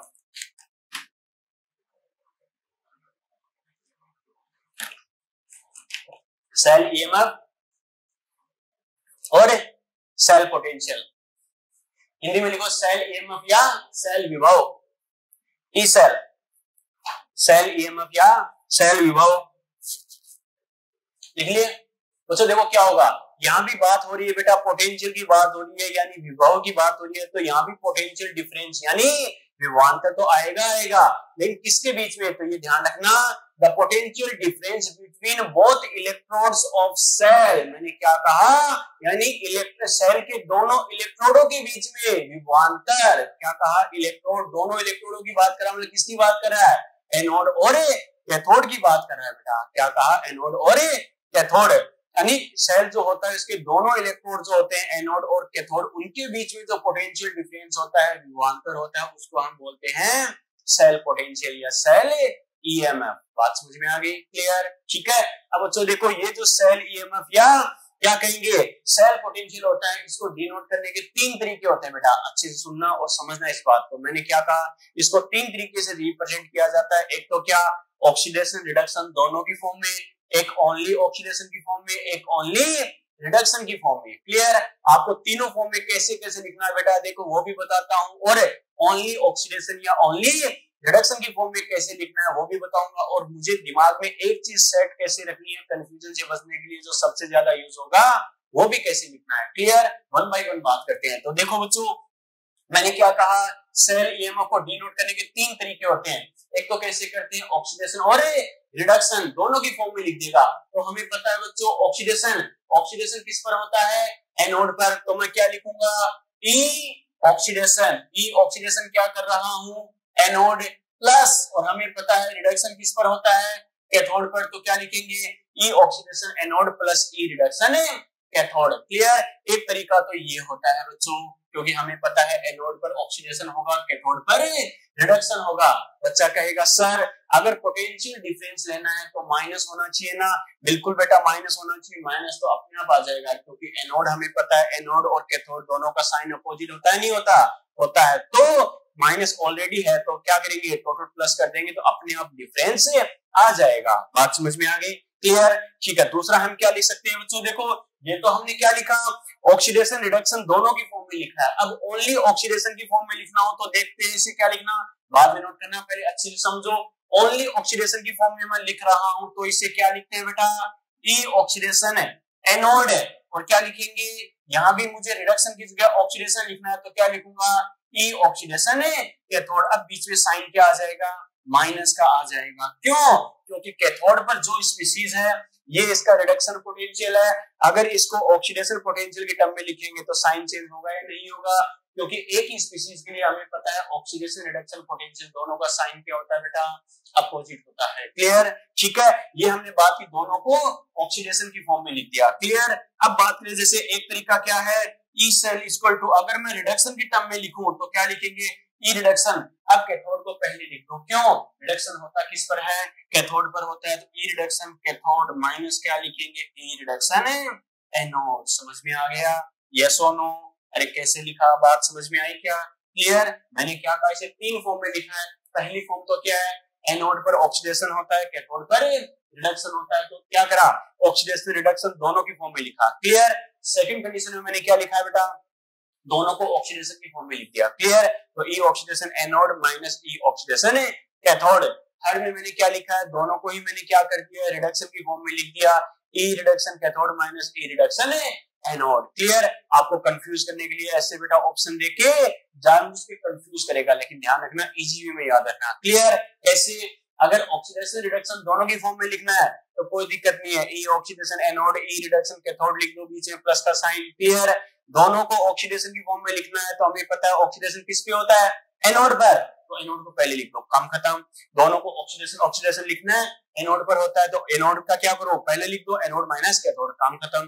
क्लियर?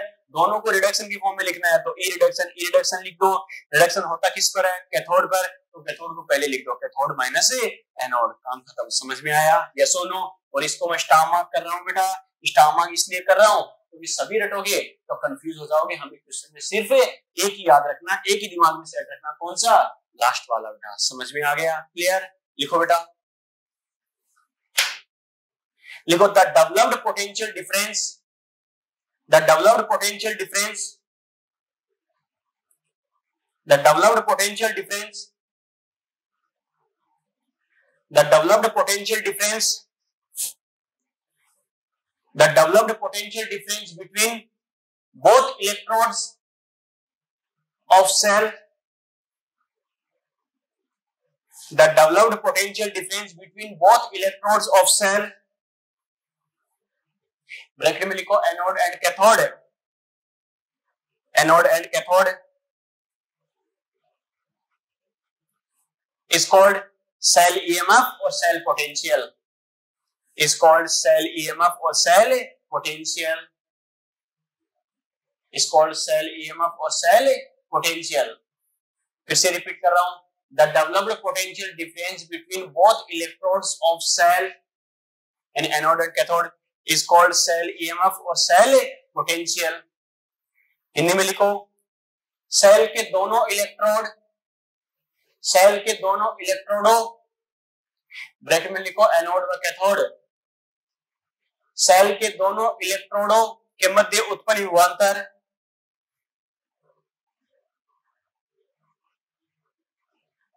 सेल के दोनों इलेक्ट्रोडों यानी एनोड व कैथोड के मध्य उत्पन्न विभवांतर,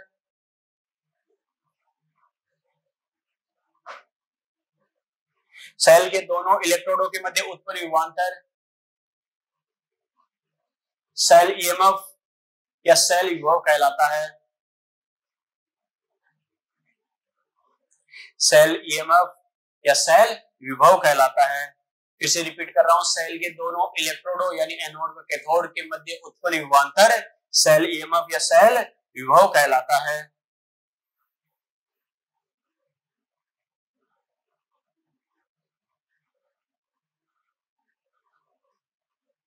सेल ईएमएफ या सेल विभव कहलाता है। फटाफट नोट करो बेटा। क्लियर?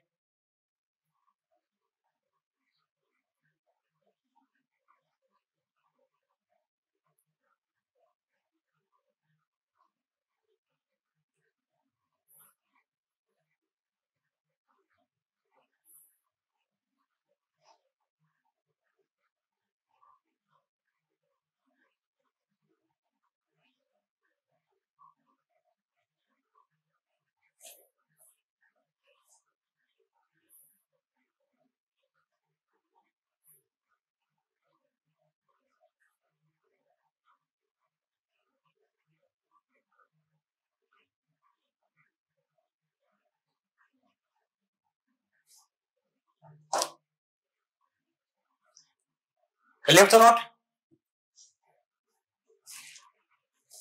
चलिए, क्या बात समझ में आई क्या? चलो अब बात करते हैं बेटा इसका जो कॉन्सेप्ट होता है, क्या डेल जी के रेस्पेक्ट में हमें कैसे कंसीडर करना है, क्या करना है। क्लियर? चलो वन बाय वन समझते हैं। बच्चों देखो, डेल जी के रेस्पेक्ट में एक इसका फॉर्मूला आता है, क्या, डेल जी का कॉन्सेप्ट क्या आता है, del G equal to minus N F E cell. क्या कहा, डेल जी इक्वल टू क्या आता है, minus N F E cell. बच्चों देखो ये कॉन्सेप्ट ध्यान रखना। आप कहोगे सर इसका मतलब क्या है, डेल जी क्या होता है, गिव्स फ्री एनर्जी चेंज। ये साइंटिस्ट के नाम पे दी गई है बेटा, गिव्स साइंटिस्ट के नाम पे। नेक्स्ट चैप्टर में थर्मोडायनेमिक्स में काफी डिटेल से पढ़ेंगे इसके बारे में। क्लियर? डेल जी क्या है, गिव्स फ्री एनर्जी एन क्या है, number of participating electron in cell reaction, एक एक का मीनिंग लिखा दूंगा, यानी वो इलेक्ट्रॉन का नंबर जो सेल रिएक्शन में पार्टिसिपेट करता है। क्लियर। एफ क्या है अपना फैराडे कांस्टेंट यानी 960 500 96,500। ई सेल क्या है, सेल ईएमएफ या सेल पोटेंशियल, सेल विभव। क्लियर। ठीक है, अब बात करें बच्चों, देखो हमें पता है अलग अलग टाइप की रिएक्शन के लिए डेल जी की वैल्यू अलग अलग आती नहीं आती। कोई रिएक्शन के लिए डेल जी क्या आता है, पॉजिटिव आता है, किसी के लिए डेल जी नेगेटिव आता है, किसी के लिए डेल जी जीरो होता है। ओके, तो क्या कह सकते हैं, अलग अलग कंडीशन के अकॉर्डिंग अगर हम बात करें तो क्या लिखेंगे, if del G equal to negative, क्या कहा, अगर डेल जी नेगेटिव हो तो ये बताओ, डेल जी अगर नेगेटिव हो तो ई सेल क्या होगा, ई सेल कैसा होगा बेटा, पॉजिटिव होगा, क्योंकि हमें पता है देखो बीच में साइन क्या है, नेगेटिव है। क्लियर। साइन नेगेटिव मतलब दोनों अपोजिट होंगे, ये नेगेटिव तो ये क्या हो जाएगा पॉजिटिव, ये पॉजिटिव तो ये नेगेटिव, तो क्या कहेंगे, डेल जी अगर नेगेटिव है तो ई सेल क्या होगा पॉजिटिव, और ई सेल पॉजिटिव है और डेल जी नेगेटिव होना किसी प्रोसेस का, वो प्रोसेस कैसा होता है, स्पॉन्टेनियस प्रोसेस, अपने आप होने वाला। केमिकल इक्विलिब्रियम में मैंने बताया भी था बेटा, याद है ना इसके बारे में, और अपन थर्मोडायनेमिक्स पढ़ेंगे उसमें फिर से डिस्कस करेंगे स्पॉन्टेनियस कैसे होगा क्या होगा। क्लियर। ठीक है, तो क्या कहेंगे, डेल जी नेगेटिव होता है, इसका मतलब प्रोसेस कैसा होता है, स्पॉन्टेनियस, तो इसका मतलब अपन क्या लिख सकते हैं, सेल रिएक्शन, यानी सेल रिएक्शन कैसी होगी बेटा, स्पॉन्टेनियस। ठीक है, यानी कैसे होगी, स्पॉन्टेनियस, यानी सेल अभिक्रिया स्वतः होगी। क्लियर। ठीक है, एक अपन क्या कह सकते हैं, इफ डेल जी क्या हो सकता है, पॉजिटिव भी हो सकता है, डेल जी पॉजिटिव हो सकता है, तो इस कंडीशन में ई सेल क्या आ जाएगा, नेगेटिव आ जाएगा, अपोजिट साइन आएगा, और डेल जी जब पॉजिटिव होता है तो उस प्रोसेस को क्या बोलते हैं, नॉन स्पॉन्टेनियस। इसका मतलब यहाँ पर सेल रिएक्शन क्या होगी, नॉन स्पॉन्टेनियस होगी बेटा, तो क्या लिखेंगे, सेल रिएक्शन कैसे होगी, non spontaneous, cell reaction non spontaneous, यानी सेल अभिक्रिया अस्वतः होगी। क्लियर। ठीक है, एक कंडीशन हमें क्या दे सकता है, इफ डेल जी जीरो भी हो सकता है, डेल जी अगर जीरो हो गया तो ये बताओ ई सेल क्या होगा, अरे ई सेल भी जीरो होगा या नहीं होगा, ये अगर जीरो हो गया तो बाकी एनएफ को डिवाइड करूंगा तो कितना आएगा, जीरो ही आएगा। इसका मतलब ई सेल जीरो हो जाए और जिस पॉइंट पर डेल जी जीरो होता है उसे अपन क्या बोलते हैं, इक्विलिब्रियम स्टेट, यानी क्या लिखेंगे, इक्विलिब्रियम स्टेट, साम्य अवस्था, क्या लिखेंगे, इक्विलिब्रियम स्टेट की कंडीशन। बात समझ में आ गई। क्लियर। यानी ई सेल ही जीरो हो गया, सेल पोटेंशियल ही जीरो हो गया, तो जब कोई पोटेंशियल डिफरेंस है ही नहीं तो कोई सेल रिएक्शन कंप्लीट होगी क्या, नहीं, तो अपन क्या कहा था अपने, इस कंडीशन पर सेल रिएक्शन नहीं करता। समझ में आ गया, यस और नो, नोट करो बेटा फटाफट।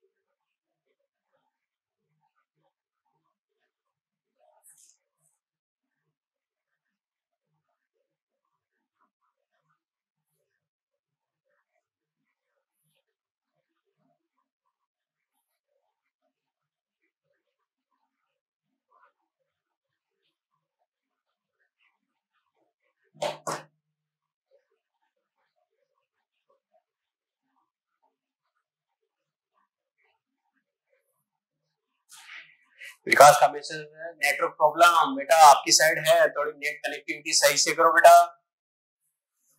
वरना ऑनलाइन स्टडी कर नहीं पाओगे। काफी बच्चों की यही प्रॉब्लम होती है, थोड़ी सी नेट कनेक्टिविटी आपको अच्छे से करनी पड़ेगी ऑनलाइन क्लासेस के लिए बेटा, तभी पॉसिबल होगा। ठीक है, चलो बेटा, तो ये बात करते हैं अपन ने, कहीं बच्चों देखो एक एक चीज और ध्यान रखना, कैसे हमें करना है, इसमें न्यूमेरिकल कैसे बनाएगा, देखो कॉन्सेप्चुअल सी बात है, ऐसा हो तो ये करना वो करना, अब ध्यान रखना इस पे हमें न्यूमेरिकल कैसे बनाएगा, तो अपन क्या कहेंगे, नेक्स्ट पॉइंट को बेटा, वर्क डन बाय सेल, क्या कहा, वर्क डन बाय सेल, यानी सेल द्वारा किया गया कार्य। Okay, work done by cell, बच्चों देखो किसी भी प्रोसेस के लिए वर्क डन क्या होता है, सेल द्वारा किया गया कार्य। इस पे क्वेश्चन हमें पूछेगा कैसे करना है, कोई भी प्रोसेस वर्क करता है वो वर्क किसके इक्वल होता है, यानी गिव्स फ्री एनर्जी चेंज के इक्वल होता है। मैंने क्या कहा बेटा, कोई भी प्रोसेस वर्क करता है यानी फाइनली क्या कहेंगे, थर्मोडायनेमिक्स में भी बच्चों ये कॉन्सेप्ट काम आएगा, यानी गिव्स फ्री एनर्जी चेंज जो होता है किसी प्रोसेस की फाइनल जो एनर्जी में चेंजेस होता है वही क्या होती है, वर्क डन के इक्वल होती है। क्लियर, ठीक है। तो सेल के लिए भी हमें पूछे तो क्या करेंगे, वर्क डन बाय सेल यानी W इक्वल टू क्या होता है रे, अपने क्या कहा डायरेक्टली, हम यहाँ पे डायरेक्टली बात करें तो वर्क का कॉन्सेप्ट नहीं है, वर्क का कॉन्सेप्ट किससे आएगा, डेल जी से आएगा बेटा। तो क्या कहेंगे, work done by cell W equal to क्या होगा, डेल जी, और डेल जी हमें पता है किसके इक्वल है, NF ई सेल के इक्वल। तो वर्क डन का कॉन्सेप्ट यहाँ से काम आएगा। बात समझ में आ गई, क्लियर, ठीक है। और एक हमें क्या पूछेगा बच्चों यहाँ पर, मैक्सिमम वर्क डन, क्या कहा, maximum work done by cell यानी सेल द्वारा किया गया अधिकतम कार्य, हिंदी में लिख सकते हो क्या कहा, सेल द्वारा किया गया अधिकतम कार्य। और मैक्सिमम वर्क डन की बात करें तो अपन क्या लिख सकते हैं, W मैक्सिमम। और हमें पता है मैक्सिमम एफिशिएंसी कब आती है रे, जब हमें पता है हम जो वर्क कर रहे हैं वो स्टैंडर्ड कंडीशंस में करते हैं, जहां पर टेम्परेचर, प्रेशर, कंसंट्रेशन सब फिक्स है, इनमें कोई चेंजेस नहीं है। तो क्या लिखेंगे, अब हमें कौन सी कंडीशन यूज करनी है, मैक्सिमम की बात करें तो स्टैंडर्ड वाली कंडीशन, तो डेल जी नॉट, तो क्या लिखेंगे माइनस NF ई सेल। अब नोट वाली वैल्यू यूज करनी है, समझ में आया कैसे किया, यस और नो, क्लियर, ठीक है। इन सब का मतलब वही है, W क्या होगा, work done by cell, del G क्या होगा, give free energy change, N क्या, number of participating electron in cell reaction, F क्या है, फैराडे कांस्टेंट यानी 960/500, ठीक है। और ई सेल क्या है बेटा, सेल ईएमएफ या सेल पोटेंशियल, क्लियर, ठीक है। फटाफट नोट करो, नोट करो फटाफट।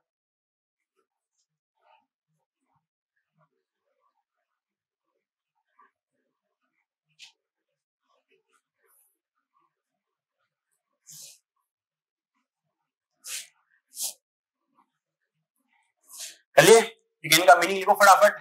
W equal to work done by cell, work done by cell, cell द्वारा किया गया कार्य, work done by cell, cell द्वारा किया गया कार्य,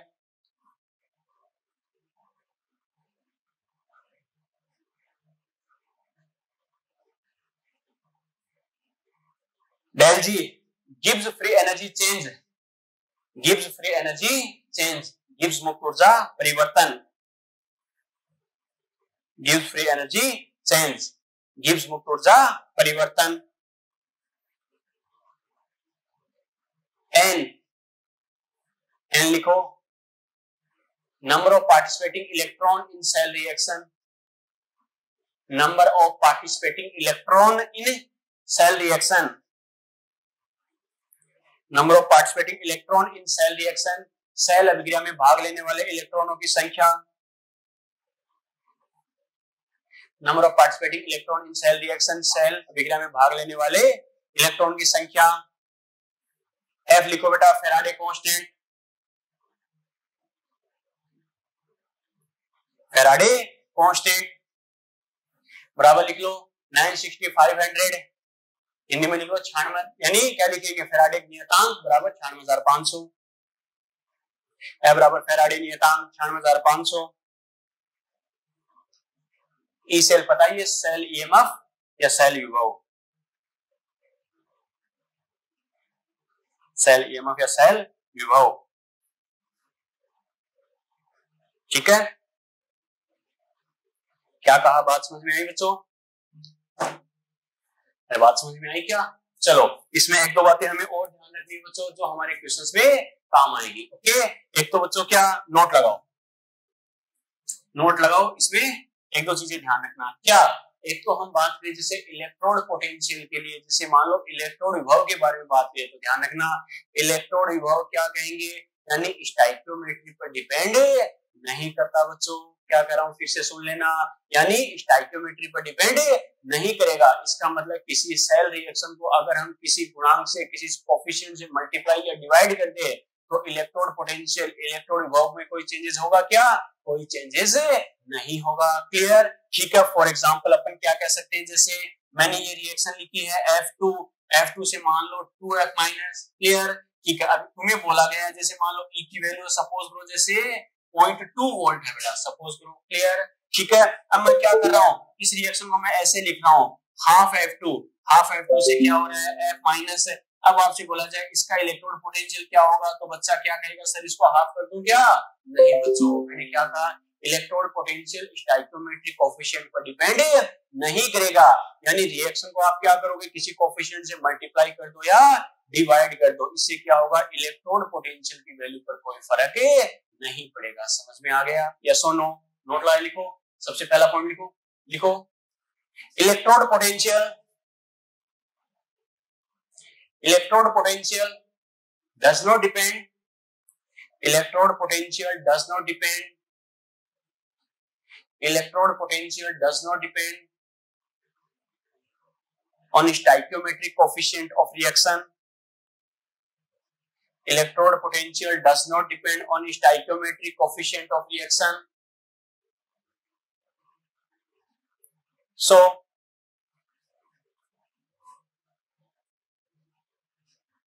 electrode potential is unchanged. So electrode potential is unchanged with change in. So electrode potential is unchanged with change in stoichiometric coefficient of reaction. So electrode potential is unchanged with change in stoichiometric coefficient of a reaction. Clear? फिर से repeat कर रहा हूं बेटा, सुन लेना। Electrode potential does not depend on stoichiometric coefficients of reaction. So electrode potential is unchanged with change in stoichiometric coefficient of reaction. Clear? ठीक है, हिंदी में लिखो। इलेक्ट्रोड विभव का मान स्टोइकियोमेट्रिक गुणांकों पर निर्भर नहीं करता। इलेक्ट्रोड विभव का मान स्टोइकियोमेट्रिक गुणांकों पर निर्भर नहीं करता, अतः अभिक्रिया के स्टोइकियोमेट्रिक गुणांक में परिवर्तन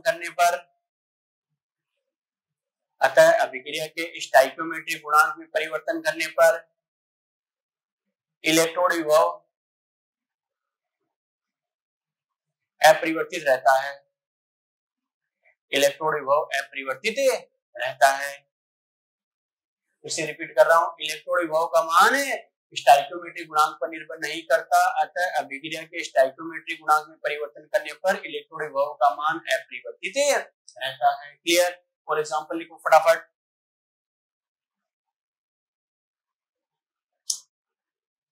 लिख लिए? चलो एक चीज और ध्यान रखना बच्चों, क्या नोट लगा के एक पॉइंट और लिखो। अगर कोई सिंगल इलेक्ट्रोड तुम्हें दे रखा है, ये कॉन्सेप्ट जो बोल रहा हूं बेटा आपने 2-3 लेक्चर बाद बार-बार काम आएगा, ठीक है। नेमसेट इक्वेशन अपन पढ़ेंगे, उसके बाद सिंगल इलेक्ट्रोड के रेस्पेक्ट में बात करेंगे। ओके, ऐसे नॉर्मली अगर हम बात करें तो किसी सिंगल इलेक्ट्रोड के लिए इलेक्ट्रोड पोटेंशियल की बात करें, इलेक्ट्रोड विभव की बात करें, तो वो कैलकुलेट कर सकते हैं क्या? नहीं बच्चों। क्यों? क्योंकि अगर सिंगल इलेक्ट्रोड है, सिंगल बोला है, यानी या तो ओनली एनोड या ओनली कैथोड। अरे ओनली एनोड ओनली कैथोड, क्या होगा? अरे सेल रिएक्शन कंप्लीट होगी क्या? नहीं। जब सर्किट ही कंप्लीट नहीं होगा तो कोई पोटेंशियल डिफरेंस क्रिएट होगा क्या? कोई वांतर उत्पन्न होगा क्या? नहीं। तो क्या कहेंगे, अगर कोई सिंगल इलेक्ट्रोड है तो नॉर्मली क्या कहेंगे, उसका इलेक्ट्रोड विभव अपन ज्ञात कैलकुलेट नहीं कर सकते। तो आप कहोगे सर कैसे करें? फिर अपन क्या करेंगे, अगर कोई हमें सिंगल इलेक्ट्रोड दे रखा है तो उसके साथ क्या करेंगे, कोई दूसरा स्टैंडर्ड इलेक्ट्रोड ऐड करते हैं। आप कहोगे सर ये क्या आ गया, स्टैंडर्ड इलेक्ट्रोड, जैसे हाइड्रोजन इलेक्ट्रोड। बेटा आगे अपन उसके बारे में डिटेल से पढ़ना भी है। क्या कहेंगे, अगर कोई सिंगल इलेक्ट्रोड दे रखा है तो क्या करेंगे, उसके साथ में एक स्टैंडर्ड इलेक्ट्रोड ऐड करके पहले क्या करते हैं, कंप्लीट सेल का फॉर्मेशन करते हैं। फिर क्या करेंगे, उस सिंगल इलेक्ट्रोड का इलेक्ट्रोड पोटेंशियल आ जाएगा। और जब हमारे पास दोनों इलेक्ट्रोड है, मैंने स्टैंडर्ड इलेक्ट्रोड दूसरा इसलिए बोला है कि इसका इलेक्ट्रोड पोटेंशियल फिक्स होता है, हमें पता होता है। क्लियर? दूसरे का आ ही जाएगा। जब दोनों इलेक्ट्रोड का इलेक्ट्रोड पोटेंशियल हमारे पास है तो कंप्लीट सेल का सेल पोटेंशियल आएगा या नहीं आएगा? आएगा बच्चों। क्लियर? बात समझ में आ गई? नोट लिखो। Number 2, the electrode potential for a single electrode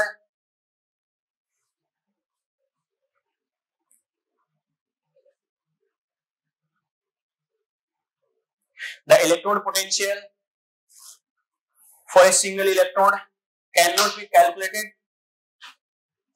The electrode potential for a single electrode cannot be calculated. So So to add this single electrode,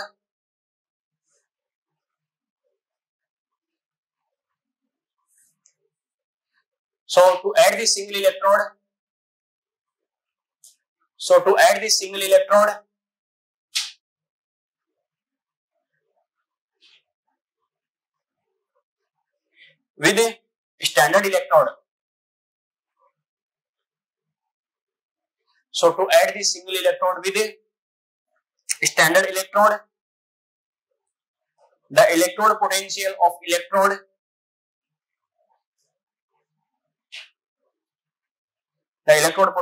electrode and cell EMF both are calculated.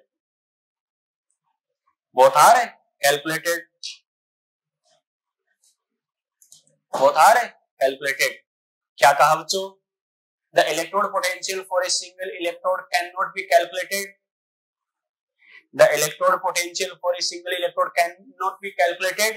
So to add the single electrode with standard electrode, the electrode potential and cell EMF both are calculated. Clear? Hindi में लिखो, किसी एकल electrode का electrode विभव ज्ञात नहीं कर सकते, किसी एकल इलेक्ट्रोड का इलेक्ट्रोड विभव ज्ञात नहीं कर सकते, अतः इस एकल इलेक्ट्रोड को किसी अन्य मानक इलेक्ट्रोड के साथ जोड़कर,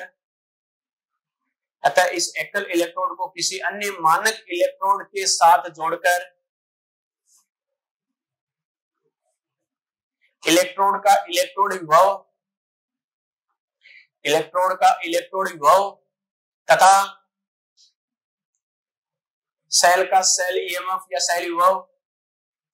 सेल का सेल ईएमएफ दोनों ज्ञात कर सकते हैं। मैच कर लेना, रिपीट कर रहा हूं बेटा, किसी एकल इलेक्ट्रोड का इलेक्ट्रोड विभव ज्ञात नहीं किया जा सकता, अतः इस एकल इलेक्ट्रोड को किसी मानक इलेक्ट्रोड के साथ जोड़कर इलेक्ट्रोड का इलेक्ट्रोड विभव तथा सेल का सेल विभव ज्ञात कर सकते हैं। बात समझ में आ गई? यस और नो? ये हमने बात की बच्चों, रिप्रेजेंटेशन ऑफ सेल क्या होता है, या इलेक्ट्रोड पोटेंशियल क्या होता है, स्टैंडर्ड इलेक्ट्रोड पोटेंशियल क्या होता है, और सेल ईएमएफ या सेल पोटेंशियल क्या होता है, इनमें मेजर डिफरेंस क्या होता है बच्चों? समझ में आया? यस और नो? क्लियर? नेक्स्ट लेक्चर में अपन बात करेंगे सेल ईएमएफ या सेल पोटेंशियल या इलेक्ट्रोड पोटेंशियल पर हमें क्वेश्चंस कैसे पूछ सकता है। आ गया समझ में? क्लियर? फिर उसके बाद आंसर इक्वेशन कंटिन्यू करेंगे। क्लियर? ठीक है। हमारे विकास का एक मैसेज आया था बेटा, विकास पुरुषोत्तम सर नेट प्रॉब्लम है, तो उसके लिए हम पहले भी कह चुके हैं बेटा, ठीक है। नेट कनेक्टिविटी आपकी तरफ